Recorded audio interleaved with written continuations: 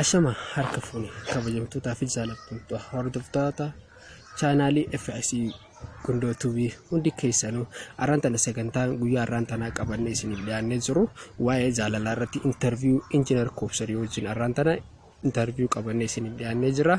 Interviewin keenya arrantana kan inni irratti xiyyeeffatu jalqaba gaafa jaalalaan qabaman miira akkamii keessa akka galan namarratti maal tokko mul'atu san gaa interview keessa irratti xiyyeeffata. Meegaa gamanamaan gaa Engineer Kobsar meegaa gamanamaan eenyu akka taate maqaa isiitis isin barsiisna. Mee maqaa keessa warra chaanaalii keenyaa kana barsiisi maqaa kee eenyu akka taate ibsime warra chaanaal kanaatti. Kobsar Saifuddin Jahama Ana Armaan Raay Qaxanaa Shan Raay Araddaa Duwwaa Takka Raay Bakka irraas wanti irraas na dhiyeesse waan ajaa'ibaati. Isiniif yoo gale gaa isiniif isin hima. Gala. Bakka asitti waan isin deemu wajjaada geeffannuu jira. Keenya nuuf badhaadhaadha.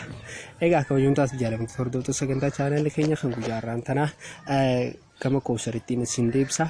Kobsar mee waa'ee jaalalaa irraa nuti gosi gaafadha. Jaalala jechuun maali? Gaafiin jalqabaati. Jaalala jechuun bakka rakkooteetis waa hunda si hubatee bakka namni yoo si hubate jechuun tan rakkoote san tan walitti yoo himatte rakkoo yoo walii galtan alaa galtan jechuudha. Walii galan yoo walii galtan jaalala sanuu beektan malee afaan ati ooftus kabira afaan inni oofus kabira gin afaan isin jaaladhaan jira. Onneen jaalala biraan jirtu. Onneen jaalala biraan jirtu.